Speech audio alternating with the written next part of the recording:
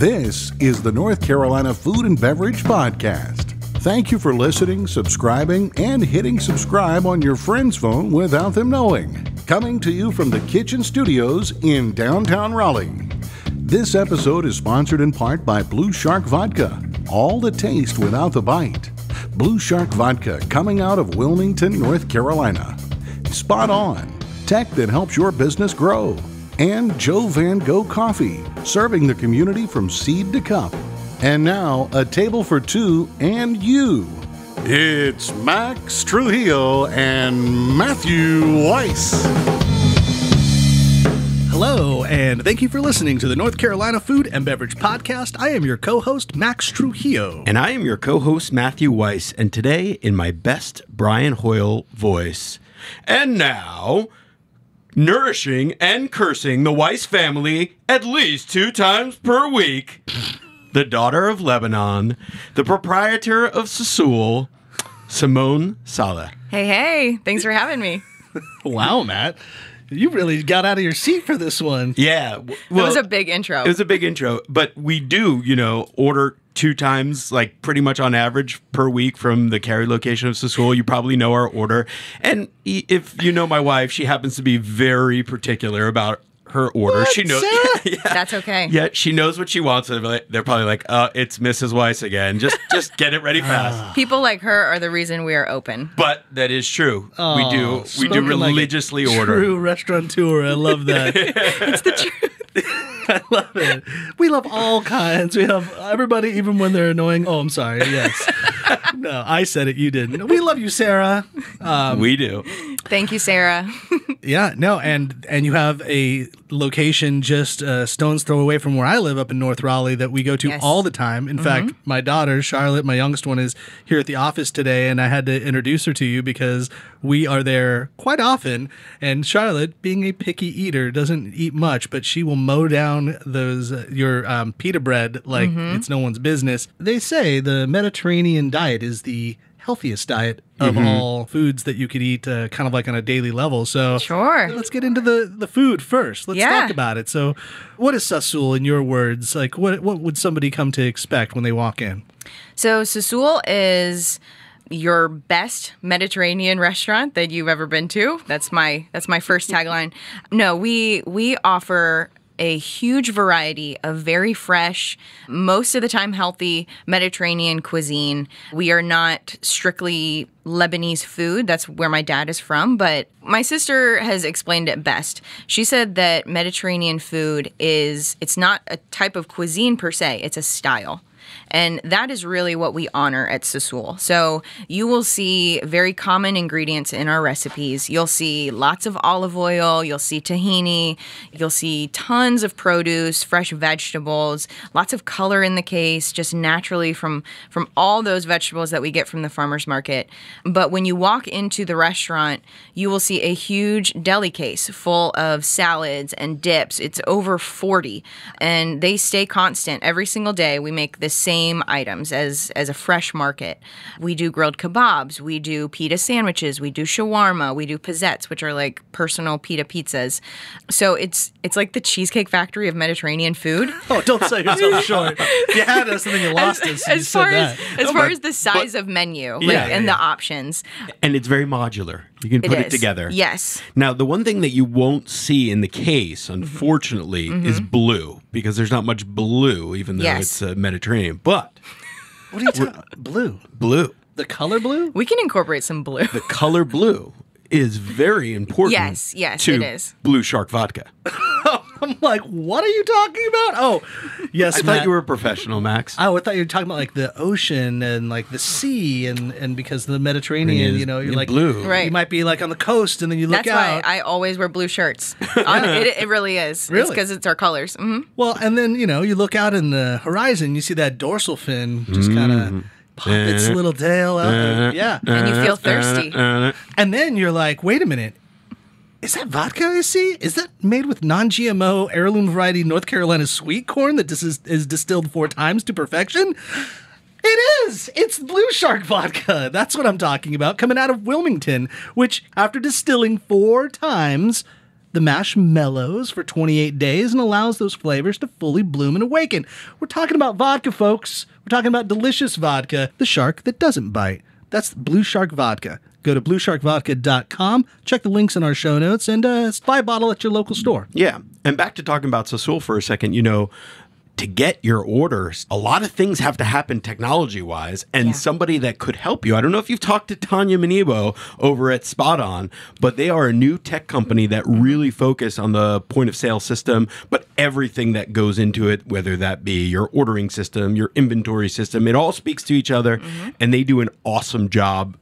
They're basically doing the technology that the chain restaurant down the street, the big chain that does things efficiently, already has, but they tailor-make it to you. So give Tanya Manibo a call at 858-213-7820. She's a local, and she can help you directly, an actual person that you could speak to. You can also email her, tanyam@spoton.com. I will have to talk to Tanya. Yeah, you should talk to Tanya. Honestly, it is always nice to be educated on the next and upcoming technology because, as we know and as we have found out in the pandemic, you have to stay on top of things and you have to stay ahead. Yeah. And that's one big piece of it. So you guys have managed to stay ahead for almost your uncle, I think it was, came here 40 years ago to start my entire family came here 40 years ago. But your dad, Monir, came a little bit later, no? Wasn't he still there with your grandmother, Cecilia? No, so he You came... tell us the story. Sure, Why am I telling you the story? No, this is how it is. Yeah. No, this is what happened. Let me tell you what your dad did. My dad and his uncles my uncles, his brothers, my dad, his brothers, his sisters, they came over with my grandmother, I believe in 76. I hope I'm not getting that year wrong. It's very close to that year if it's not that year. Anyway, they came over on a boat by way of Cyprus. My great uncle was here already. That's right. And he was soon to be the head of the NC Art Museum. Oh. And he had established himself here. He had already gone to school and everything, and he became their sponsor. And he knew my uncles and my dad without, they did not speak English for several years while they were here. They were midway through high school, college, that kind of age. And he wanted to make sure that they became successful and they established themselves. So he tried to fast track it and encourage them to open up a bakery because that is one thing that they knew how to do very well. And that was your grandmother's influence? Yes. My grandmother was the one with the pita bread recipe. She helped them with the French baguettes, and that was kind of their bread and butter, literally, the first years that they were here in the States. And they sold bread out of a mail truck and went from local store, like Harmony Farms was one of their first accounts, and all of the little local spots, and they would go around and sell pita bread, and it kind of grew from there. But then they established a brick and mortar, right? The Neomon Bakery. Yes, I believe in 1990, or it may have been 89, but so they were selling bread to sustain their family, your family, for 12 years. That's right. Out of a mail truck. Yes. Wow. That's right. And that's some damn good bread. Yeah, and they had a rockin' time too. This is what they told me. They said all of my uncles would get in this mail truck together in the back, and they would be singing, and they had bread all around, and they'd be dancing and singing and have the music up loud, and just they turn it off and go to their next stop, and then crank it right back up and keep going, and it sounded like a blast to me. It's a bread party. That's right. So sorry, you stepped up, but that bakery was and is Neomon. Yes. And that's what I recognized Sassool when I first moved to North Carolina. All of them were called Neomon. Yes, that's right. And then at some point, maybe the brothers kind of split the businesses up. Is that correct? So at the point that we had 3 Neomons, the one in North Raleigh that I think you're most familiar with, that actually was our own. My dad had already separated. Okay. But we kept rights to the name. And a couple years later, because we found that it was so confusing that, we had different specials and we had some different things that made us look a lot different. Yeah. So we decided to kind of cut the cord and move on to a new name. And that's when we rebranded as Sassool. Yeah. I think I was one of those that were confused on the back end, because when I was at Midtown, I would buy bread from Neomond from time to time, but I think I'd call the wrong place. Yeah. Or I'd do something, I'm like, no, you just sold me bread yesterday. You're like, oh, no, you were like sir. one of a million people. Yeah. Everyone was confused. Yeah. We were even confused. Who do I work for? Who's my dad? My uncle? Yeah. It was confusing. And so then you separated, and is it and Sassool, it was a nickname for your grandmother, Cecilia? Yes. That's her nickname. She was called when she was a kid. Okay. And but your dad didn't have any, or your uncles didn't have any, like, training in this. They didn't have any clothes. Right. They just knew what it was mom's training. That's all. Yeah, they're just busy bumping music, driving around, dancing. My dad did eventually go to school for business at NC State, and he did it by way of night classes because he was working all the time. And at that point, it was actually my mom, and she helped him make his deadlines and everything, and kind of made sure that he got his degree. So he did get a degree in business. However, at the point that they started the restaurant, no, it was all mom's teaching, gut instinct, and they knew hospitality from end to end. And that being Lebanese, I won't say 100% everyone knows hospitality, but the culture is very entrenched with hospitality. Yeah. And it's so cool to go there because you feel like you're a princess everywhere you go. And it just naturally, if you're some Joe Schmo on the street, they're going to treat you like you're a king. Yeah. I feel like a princess when You I will. go there? You will feel like a princess. Anybody who's listening to this who's in the wine business, of course, knows Chateau Moussard, which is like one of the star wineries, probably the flagship winery, fair to all the other ones out there of Lebanon. And like Gaston Hochar was the main proprietor, and anybody who's ever met that guy was like, holy cow, this dude just breathes hospitality and like fun and magnanimous and all those things. Everyone so nearly bends over backwards to make sure you feel at home, whether it's by bringing you tons of food or making sure you have coffee, or just the niceties. Speaking of coffee, that's right. I think you need some coffee, Simone. I do need coffee. Let's drink a little Joe Van Gogh coffee. We made some coffee with our beautiful Chemex and grinded it early. Got it in the gooseneck kettle. I'm going to start doing it at home because that is the way to drink coffee. But what we're drinking here, we just got the new coffee of the month. This is the Fair Trade Organic Mexican Grapos Reserve that comes from the region of Chiapas, Mexico, an area rich with biodiversity 100 miles from the Guatemalan border, so down towards the south of Mexico. This coffee is roasted to a medium level, so it's not like that overblown, over-roasted, burnt coffee that you may have had at some familiar coffee shops that you've gone to before. This, on the other hand, has a natural sweetness of graham cracker, a little pop of apricot, maybe a little tangy complexity of tamarind. You getting that in the back of your throat a little there?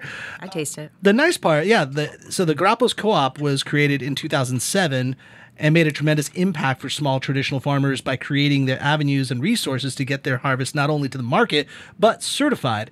This allowed them to have competitive coffees in the international market, and it has gone from its initial producers of 90 to over 2,700 members. And so Joe Van Gogh is a part of that, and they help bring all the coffee here into North Carolina. Joe Van Gogh themselves have locations all over the Triangle. Go to joevangogh.com to learn more about it and also to access it for your restaurant, too. Go to Joe Van Gogh. When you have just one life to live, you don't want to spend it juggling home repairs, cleaning services, maintenance, and landscaping. You have better things to do with your time. Exhale can help. Exhale is the only trusted partner homeowners need to maintain, clean, fix, and improve their homes. Your dedicated home manager will put your recurring maintenance and cleaning on autopilot and is there for any repairs or improvements. Visit exhaleathome.com to learn more and book a consultation. We'll take it from here.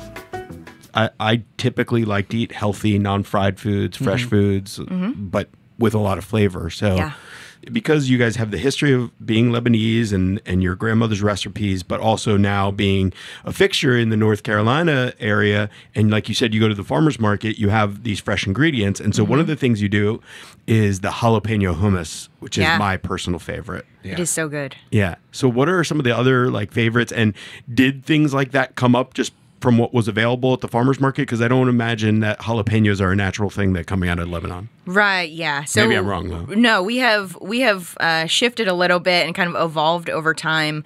One way we have evolved over time and have created these new recipes for our base menu has been customer inputted recipes, which has been fun. Oh, wow. I run the social media. My mom actually runs the Facebook, but I run the other social media avenues, and we have had a awesome time. Each month we do something, we do a special recipe. And so often we reach out to our customers. We say, give us your ideas. At least once a year, we reach out to local bloggers and say, give us a actual recipe. And we try out all of them by way of a hummus mix-off. And whichever one wins, and we have customers vote on that, whichever one wins gets featured in our case and then may make it to the main menu.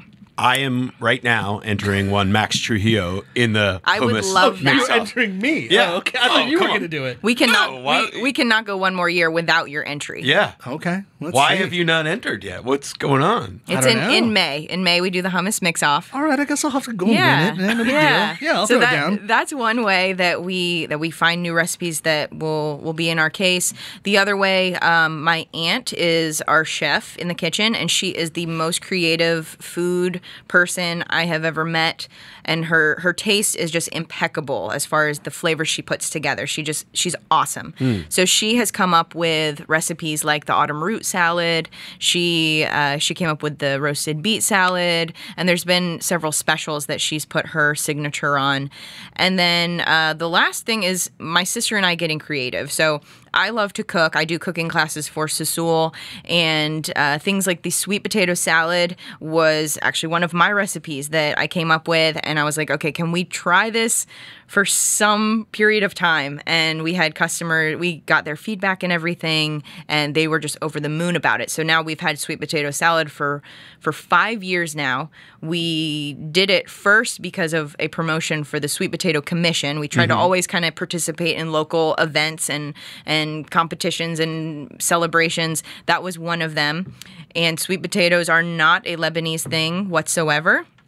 But when you toss it with some olive oil, throw some spinach in there and a little love, and it is now on our menu. And people will not go without it. It's one of the most popular items. But that's more the mentality, not about the sourcing, or it's actually about the sourcing. It's not about holding true to what was available in Lebanon. It's about the mentality is what's available here and how can I cook that? And by using that, that makes sense. Just like Matt saying with the jalapenos, it's like, yeah, well, we may not be able to get the same peppers we had in Lebanon, but we like that heat to bring in, so let's do that. But I like the idea of just utilizing what is, what's available. What's available for this area. Now, you mentioned your sister, Noelle? Yes, Noelle, my sister. She was supposed to sit in that empty chair right over here. She was. But this is a product of what's going on today in society. I don't mean to be all Debbie Downer, but no, it's real. I mean, it's a big thing. So she's working right now because she can't be on a fancy podcast right now because staffing is so tragic right now. It is so tragic. Yeah, it really is. For the last couple months, because I think that we would even have my dad in here, but my dad is actually hands working right now, which is not the way it should be. At this point in our journey of Sassool, we have all been able to kind of graduate from the floor, which is great, so we can work on our business. But yeah, so my sister, she is our district manager, so in normal times, she manages our managers, and she floats from store to store, sees where she's needed, and then works on the development of our managers, and she does a great job at it. These last months, I guess probably starting in May is when we really started to feel it, that we just could not retain employees anymore. Yeah. And during the pandemic, we actually improved our training programs. We took time to really kind of get into the meat of our business so that we could survive and make ourselves stronger. And we did a great job at it. But yeah, starting April, May, it's just like no one would work and no one would come in for their first days, and no one responds to ads anymore. And just a lot of that. And then to top it off, kids are going back to, I say kids, but like teenagers, college kids, those guys. You're a kid yourself. You can, Well, now that I'm out of school, I talk about younger people like kids. It's weird. Anyway. it also is, we are in that time when they're going back to school. So our part-timers that we're relying on for actually more than full-time hours during this rough time, they now have gone. And so having people not show up for first days, not respond to our ads, and then our temporary full-timers have now gone to school. Do you ever just tell these college kids, go, big college crash. is just not, it's not worth We're it. paying you good money here. You're can gonna learn. get you get a free meal. I mean, come on. You're going to have a student loan that you're going to pay to the rest of your life. Why don't you just come work for us and just stop doing all College that? will be there. We don't need scientists. No, I'm kidding. We try our best to encourage them to follow what they want, follow their dreams. If it is take the school path, do it. If it's not, and they really want to dive into the School of Sassool, we are... School of Sassool. I just coined that. We are ready to help them progress up, like our structure, our organizational structure. We provide a scholarship at Wake Tech for the reason of promoting students to learn culinary arts. Yeah. And then Hopefully get them to come they work want for you to come later. work for us, but it has not happened to this date. I think we have encouraged a lot of people to get into the culinary program, but they haven't. We've actually mentioned come the back Wake to us. Tech culinary program a couple times recently on the podcast, and we're huge fans of them here at the kitchen. And they do a really good job out there. And like we said, we've gone because they're like, "Do you guys want to come to the annual or the quarterly?" It's like their final, like where they all have to cook all the traditional foods, and we just need someone to eat it. I'm like, "Oh, you just want us to show up and eat food for free?" They're like, "Yeah, would you do that?" I guess I could make some time in my schedule to do that, which is always really nice. More importantly, I want to know what the conversation was like between the sisters, Noelle and Simone, where it was like, okay, only one of us is going to go to this podcast. And were they both like, not it? And then, Simone, you were just a little late on the not it. And it was like, I guess you got to go there. It's Sorry. one of those little sister things. No. Because what allows you to come here and do all the fancy schmancy sitting in our chairs and it's drinking really our coffee, unfair. as opposed to staying at work. Like, what is your particular role converse to what Noelle's doing? Sure. So Noelle handles the managers. Of course, right now she's on the floor. I handle the marketing and catering and all PR for our company. Well, that makes sense that you're here. Yeah, I mean, don't get me wrong. We're happy that you're here. Yeah. Yeah, it's great. Well, I am going to get you. It sounded like for a second that you weren't that happy. I was like, where's Noelle? I'm kidding. I don't feel the love. She doesn't feel like the Lebanese hospitality. That's right. Like, this is not Lebanon. No. This is not Lebanon. Just kidding. Yeah. All right, Simone. So you guys, I mean, as well as like a quick service casual eatery, you also serve somewhat as a market for like Middle Eastern or Mediterranean things, and so talk about that. And then you mentioned something about beverage, so let's get into that after because as you know, that's my wheelhouse. Yeah. So at both our Sassool locations in Raleigh and Cary, we do have we call it a gourmet market. We carry most of the Mediterranean staples. You'll see very high quality olive oil. You'll see pure tahini. You'll see lots of spices, nuts, seeds, things that actually in Lebanon they snack on all the time, but here too. And you'll see lots of things that you don't find in other places, like pickled turnips and Lebanese pickles. And I actually just did a TikTok video on that. But there's lots of Lebanese pickles. Yes. Oh, okay. Yes, it's so cool.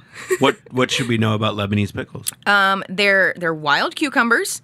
They are. I don't know the exact recipe of the brine, but it makes Lebanese pickles super tangy, and they are very, very long. They're like this long, which was like almost like a foot 18 and a half. inches. Yeah. We dice them up and we put them in shawarma and other sandwiches. But yeah, Lebanese pickles are really, really great, especially with like cheese too. Like you can do pickles and cheese, that combination, if you're not doing shawarma. But you'll find those things in our market section. Lots of things like couscous, lentils, your base Mediterranean ingredients. One reason we have them in there is to encourage our customers to, you can come through our counter and get things to go. You can eat here. But if you want to get creative in the kitchen like we do as a family every day, by all means, do it. Yeah. And we like to encourage that. Felicia and I just had we just had lunch there at Sassool. We got it to go, but while we were waiting for food, we were walking around your market as many people do. And it's kind of like what I said to Matt last year when in the pandemic. It's like when you're tired of eating the food that you have in your basic pantry because you're going to the local market all the time. Like change your market so you can kind of change your food plans. And I went to H Mart to get more like Asian style food. But while we were there, you mentioned lentils. Your lentil selection is crazy. Like there's so many different types of colors. Yeah, I didn't realize there was as many as there are. Yeah. So I stocked up, and that's such a good. It's protein and carb and all that kind of all at the same time. And really good for you. And it's that, when you're just like thinking of like food options and what you can do, you don't have to necessarily eat like a Mediterranean style, but throw those lentils in anything and like just add a whole new depth of flavor. And like you can actually get kids to eat lentils if you don't like really talk about what they are. You're just like, hey, here you go, and eat this. It's like, okay, it's like rice or whatever you think it is. That's what beans. it is. Yeah, it's like beans. But it's good. It's good. It's good. But yeah, I did notice a lot of wine that was in your shop too. And I know, like Matt, this is a sweet spot for Matt. I know you fancy yourself a wine aficionado when it comes to Mediterranean wines. Oh, absolutely. I mean, Lebanon, like I said, Chateau Moussard it's one of the great wineries of the world. We also represent Messiah at my day job. But then also... you have Moussard in your book? Yeah, we do. I've it's never a had broadband it. selection. Yeah. I need you to bring a sample in for me. Okay. Just for me. Deal. Just for you. You didn't hear that, Winebo, but I would bring a sample. Well, I am. You're an influencer. Yeah. No, but I'm going to be buying wine for Crafted. Oh, so there you go. I'm going to need some wine. You need many samples. Yeah. But also for Mediterranean, I mean, Greek wine, if you guys don't know, is one of the sleepers of the world because it's so freaking good and you get so much bang for your buck with Greek wine. So it's like what Spanish wine was 20 years ago. Exactly. Yeah. Exactly. Like people, they've been sleeping on it. They don't realize that you can have it. Because like for a long time, all I knew really about Greek wine was like Assyrtiko or so. And it's like... Mediterranean, it just has amazing offers, selections, and that's the thing that you guys offer that's a little bit elevated from the typical quick service casuals. You have some nice wines, so we do.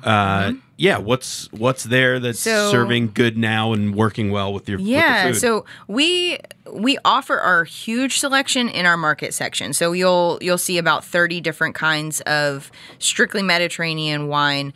We only offer about 5 white and 5 red as far as house wines, what you can order by the glass or by the bottle if you're going through the line.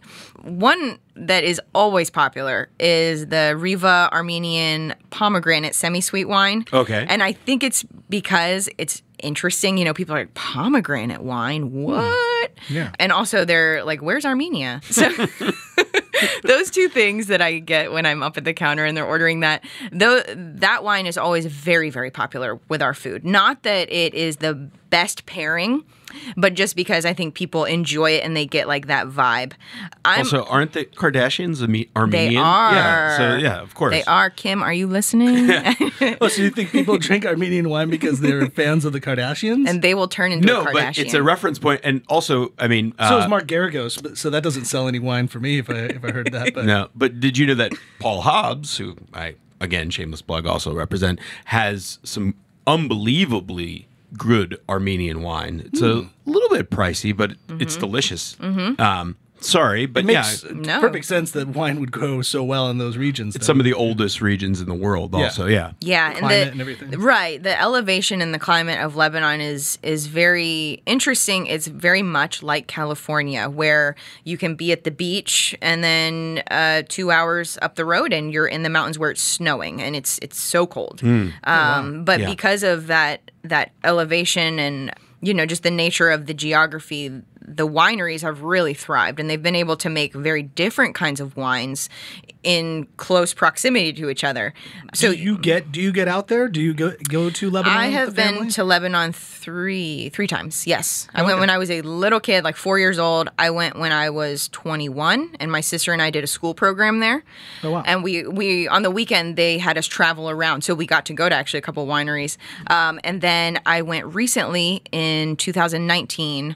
April 2019, my sister and my dad and I went, we called it our Sassool Roots trip. Yeah. And we had a guide while we were there. She's actually a cookbook author. Her name's Jumana Akkad. She's amazing. She's like a food artist, and she's just super excellent. But she had us in her home. She took us around. She had us meet some famous chefs, and we just got to eat and drink coffee all day and see lots of different things as far as food goes.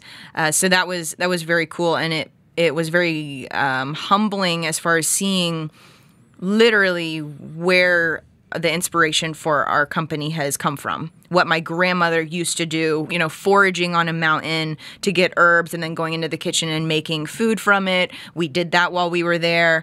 And this is very common. I mean, it sounds kind of interesting, like an adventure tour, but it's very common in Lebanon to literally source what is available, what's next to your house in your large garden or on a mountainside, and then go into the kitchen and see what you can make with it and provide for your family that way. So that's what we lived for about 16 days, and it was unbelievable. That sounds amazing. Yeah, it was really, really cool. Do you speak Lebanese, by the way? Shway shway. Shway shway. That means a little bit. Yeah. A little bit. I was able to get that. Yeah, I used to be able to read it, write it, and speak it pretty well, and then I stopped practicing, so I just understand it now. It's pretty similar to Arabic. No? It is Arabic. Yeah, it is Arabic. Yeah, okay, yeah. but it's like a different dialect, I guess. Yes, all over the Middle East, there's several dialects of Arabic. Mm-hmm. And by the way, just to get in that mountain, like if you're wanting to know what that range is, you can just kind of Google the Bekaa, Bekaa Valley, and that will lead you into the main growing areas of Lebanon. And even within the Bekaa Valley, like you said, there's these microclimates and very different, more mountainous, higher elevation, yada yada yada, that makes the wine so dynamic. Mm-hmm. So that's pretty cool. Yeah. Back to the market for a second. Yeah. Like Max was talking about cooking at home. What like spices do I need to really just like spice it up? Pun intended. Sure. So, are you listening, Sarah? So for any type of rice or meat dish, you're going to want mixed spice. Okay. It's also called 7 spices. 7 spices? Mm-hmm. Okay. The package at our restaurant will say mixed spice on it. Anywhere else, you'll see 7 spices. But it's like a mix of cardamom, white pepper, cinnamon, nutmeg, allspice. Can you do it? Can you do it? I can't do it. I don't know the last 2. I don't know. That's okay. Anyway, mixed spices producer, are 7. Can our producer let us know what the last 2 are? Of course, it's allspice, coriander, cinnamon, black pepper, clove, cumin, and nutmeg. There we go. I was right with the cumin. All right. Mm-hmm. So it's like the Mediterranean version of Cajun. Yes. Almost. Yes, it is. It was so funny. What I being the naive home cook that I am, had no idea that like Cajun mix or rub was just a mix of like 7 different spices. Yeah. And we were on vacation with our family friends, and she was like, "Oh, we don't have that occasion." But she's like, "No, you just take pepper, salt, blah blah blah, this, and you just put it There together." was a Cajun pepper or something. Like that's what that was. I didn't even think about it. It's from the Cajun plant. Yeah, it's from the Cajun plant. Yeah, from Kijana. That's right. Yeah.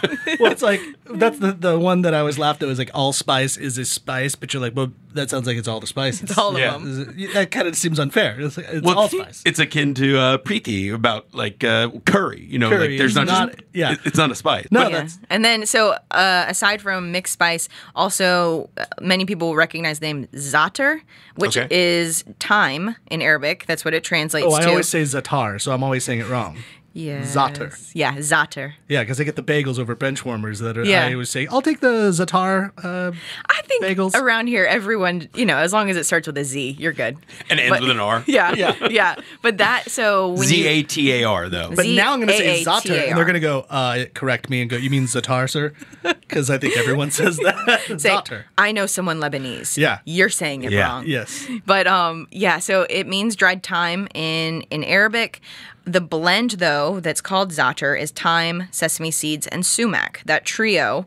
And we do that with olive oil, so that would be a good one for any kind of marinade, any salad dressing, even like a light sauce on a pasta. Do za'atar with some olive oil, and you are golden. It is so good. Speaking of that, olive oil. Now, olive oil has such a wide range of flavor component. Is there anything like a rule to know, like at your house or even like a grandma's house? Yeah. Do you just have a generic, like, do you just have olive oil, or do you have different olive oils for different occasions or different flavors? Is that something that you get deep into?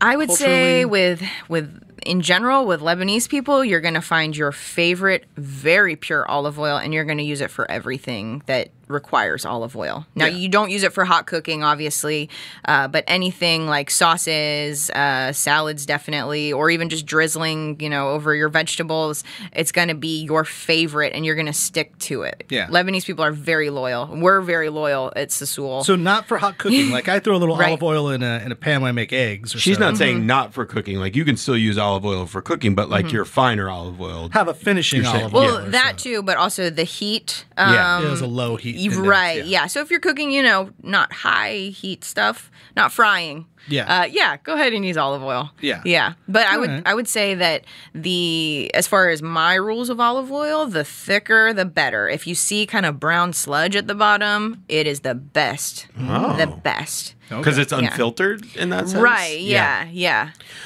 Which also, whenever you see really good olive oil or olive trees, you'll also see really good grapevines very as well. Close by. Yes. It's like you can kind of do both, which then again reinforces why like those regions are so good for wine. It's like they all kind of can grow together, and particular varietals, of course. But like, if you can make olive oil, you can make wine. Yeah. Yes.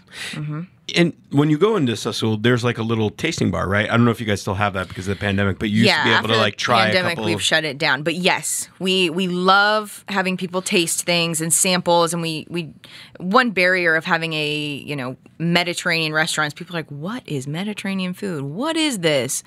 So we try to overcome that obstacle by having sampling and tasting. And we actually used to have a person at each location be a sample person over the weekend, and they would be there during the rushes, and a lot of times it was me, because we want to encourage that fear to dissipate as far as like, what are you trying? Yeah. So one staple of our sampling station was always za'atar with olive oil, because it changes so many people's mind about their next steps to the line. They're not as scared after they try it. They're like, oh my gosh, this is really good. It's just herbs, herbs and olive oil. Great. I know what I'm doing. I wanted to ask you, kind of switching gears a little bit, but talking more about family. Was it always known, both in the family and in you and your sister's minds, that you were going to work for this company? I think that since I can remember, I have been working with my dad. Even as of like 4 years old, I was with him. And I always knew I wanted to do business. There was several careers that I kind of thought about doing, like architecture, and I thought about joining the circus. But wait, like for real? To do what? I actually considered it. Yes, like I used to do gymnastics for a long, long time, and so naturally I was like, I want to do this for my whole life. So like trapeze? More like the acrobats. Yeah, trapeze, sure. Yeah, or just the ladies that flip around on the floor of the trampoline. Anyway, yes, I have had it in my mind for many, many, many years that I wanted to be in business with my dad. I wanted to be doing food service. It brings me so much joy serving people, and I think it's the same case with my sister and with my dad. Definitely with my dad, because that's his why. That's why he does what he does every day. But there's some part of us that makes us feel whole, providing hospitality to people. Yeah. And it makes us feel very in touch with our culture, with our family, and we are so inspired. Our executive team is so inspired to make people excited about our food and about our story. It has not always been easy. I remember several years that my sister and I and my dad, we went through, and working in family business is ridiculously hard, because it's not just your coworker that maybe you get mad at one day or whatever. It is your blood, it's your sister, it's your dad, and you don't want to offend, yet it's also your job as well. So we had several years where we were figuring it out. Yeah. And we finally found a rhythm. We found a rhythm about a year before we opened our Cary location. So we were all together at our North Raleigh location, and it was like a powerhouse team. And then we found our rhythm. We were like, okay, we're ready to grow. And then we split ourselves up. My dad and myself went to our Cary location. My sister stayed in Raleigh, and we had to find that rhythm again. But we have always been so inspired by what we do. Even the hard days, we look at each other, we're like, It's just how it is, and tomorrow's going to be different. And it's actually nice to have family that you're talking to when you have those moments, because they understand. Yeah. They don't just understand at face value, but they literally understand we are going to be here tomorrow.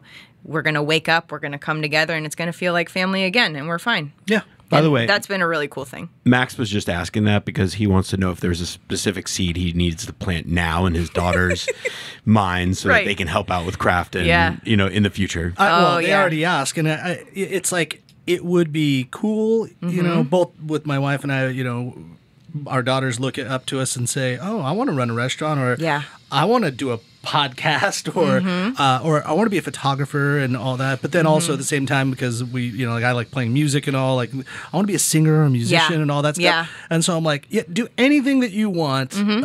But your mom and I have done everything, so I'll be happy trying to lend a little hand. It is funny though, sports is not necessarily always my biggest wheelhouse. Like I'm a very amateur athlete, and my daughter, who's pretty good, is like, yeah, Dad, let's go hit the ball around a little bit. Tennis. I'm like, yeah, you're probably already better than me. But yeah, let's try. Try to go from there. But it is cool. It's like I want my kids to just do whatever they want to do and feel good about doing it. Yeah. But I definitely am not going to expect that they do the things that we do. My dad has always told us, I want you to do what you love to do, what you want to do, what you're interested in, because that's what's going to take you years. I mean, that's going to take your lifetime. If you're doing a career for a lifetime, you better love it. Yeah. And thank goodness my sister and I love what we do, because we are in it and we are not getting out of it. But on the other hand, I have 3 other siblings. We have a big family. The 3 other siblings do not work in the restaurant. Okay. And they're not being told you have to, or, you need to change your career, and nothing like that. So. Yeah, it's if you want to. So tips for working with family members in a hospitality business? Like, do you guys have a family therapist? Is it a weekly session where like, okay, idea. Let's air our dirty laundry? Like, what are some of the routines and practices you guys do to set yourself up for success? Yeah, so we've had a lot of trial and error. Right. I think what we have found success in is really trying to give each other boundaries and respect the positions that we're in. So, for example, like you and your sister have very defined roles. Right, yeah. And thank goodness we finally do, because for a long time we were just managers, quote unquote managers. And that's, I think, when we found a lot of frustration in, okay, well, she's calling the shots, but we're in the same restaurant and I don't agree, things like that. But to have defined roles is one huge thing. When there's anything employee or manager related, I go to her. I don't go to the employees or the managers. And then if she says, yeah, why don't you handle that with that manager? Of course I'll go do that. But I don't want to step on her toes. Right. Same thing with me. She passes me all of the wedding caterings, which is my forte, and I absolutely love doing it. But she's not going to go and try to sell a wedding catering and then just hand it off to me. She's going to let me do it from start to finish, which is awesome. So that's one thing. I would also say respect, as in like any relationship. You're dealing with your family, so it's a familial relationship, and you better have respect. When things get stressful, especially in a restaurant, and you have those shifts where you're short 5 people, it's very easy, to get hot and to start yelling or to lose your cool or whatever. But keeping in mind that you are related to that person, they're more than just your coworker. Having that at the top of your mind has always helped, because it's kind of helped us refrain from saying things we don't want to say, or things we don't want to relive saying. And I mean, there's always love there, right? And I think really remembering there's always love is the hugest thing. And if all else fails, make sure that you just write a song together. That's right. Perhaps the Take me to Sassool song. Take me to Sassool. Take me to Sassool. Take me to Sassool. Where the food will make you feel. The staff is always I love this. Thank you. This is one thing that I do when I get bored, is I make ideas. Was this your idea? That's me talking. That's you. Yeah. She is the marketing genius. And possess. This will stay in your head forever. That's right. Take me to Sassool. Take me to Sassool. Why do you guys even need a PR marketing company? You got it. Don't tell Kristen that. She does an awesome job. No, we won't tell her that. Although, yeah, they're not listening anyway, so. I assume at some point, especially as your family grows, like just financially, there's probably a need for more revenue streams. So do you guys talk, or is there anything in the works for a third location or some sort of expansion?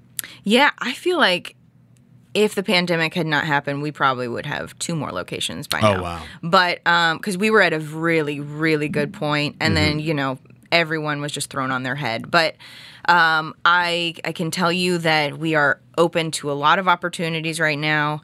There is nothing solid for any restaurateur. Like, I know we were talking about construction before the podcast started, but that's always variable, and it's like you're not there until the door is open and you're open. Things are always in motion with us, and we're pursuing opportunities. We would love to have a third location. I think right now it's we're trying to find the right spot. And as far as like different streams of revenue, it is within the restaurant, but we've also expanded to different types of catering per se, as far as being somewhat of a commissary for other retail operations, and we send them food and they sell that. So that's been cool. So we're always open to new things, and yes, our mind is on diversifying a little bit, and I would say that everyone will see another Sassool in the foreseeable future. Yeah. My dad is the piece of the puzzle that is very conservative as far as risk.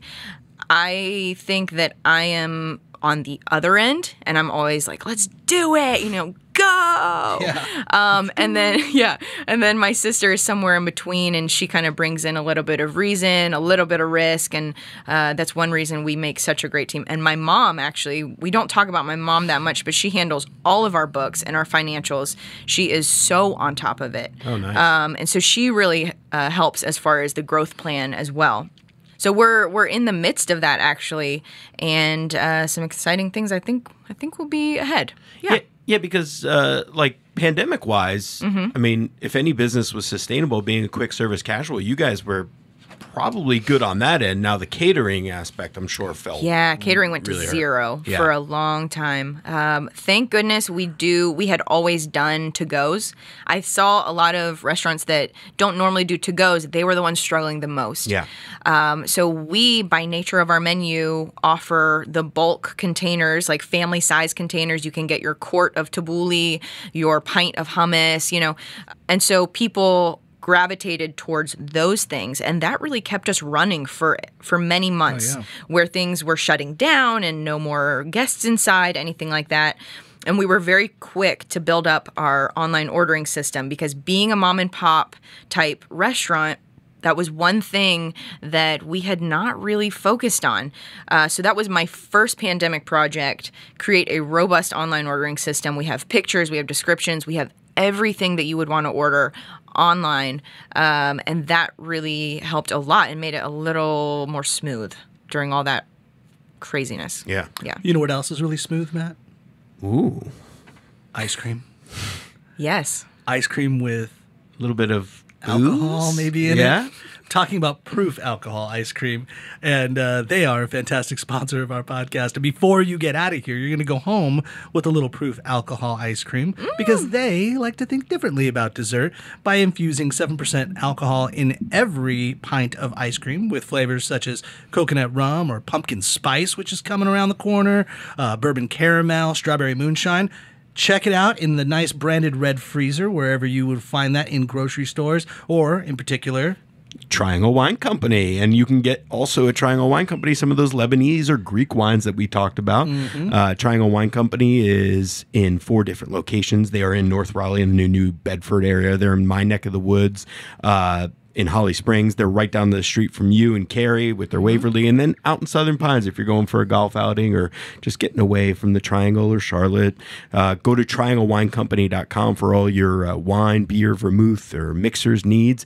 And trianglewineco.com. Don't forget to use the NCFB promo code. thank you for coming in today. This has been fantastic. Thank you. It's been my pleasure. Yeah, we're going to have to divvy up this food. It's going to be hard to wrestle any of this out of Matt's hands. Dibs on the jalapeno hummus. Look Sorry. at it. I would say dipping. arm wrestling is probably the most appropriate way to divide Sassool food. Matt's got me on that one. He's going to, can I use my leg against his arm? But we really appreciate you coming in here. Thank you. Give your best to your family, to will. your sister who's just slogging away right now. She's like in the dish pits, washing everything down while you're just sitting here comfortably cozy. It is very unfair. I love it. Yeah. Listeners, send your people that want to work, because we want to put them to work. That's all I got to say. Yeah, seriously. And just to save us some time, can we just create the Weiss on the menu, like, so it's just our order, and then Sarah doesn't need to call up every time, and we'll just take the Weiss, and you know exactly what it is. Yeah, and then and complicated listeners, if you like to be very particular, you could just say, I want the Weiss. I want the Weiss, yeah. And then it takes care of everything. Bases covered. It'll save you guys like probably a half hour twice a week, you know. So then it'll be like the easiest thing to order. Exactly, and you'll need less employees. Yes, so this is a game changer for us. So the Weiss. Go to Sassool, either 2 locations, order the Weiss, and you will eat and drink very merrily. Thanks for listening to the NC F&B podcast. And if you've stuck with us this long, review us on iTunes, and remember, 5 stars are encouraged.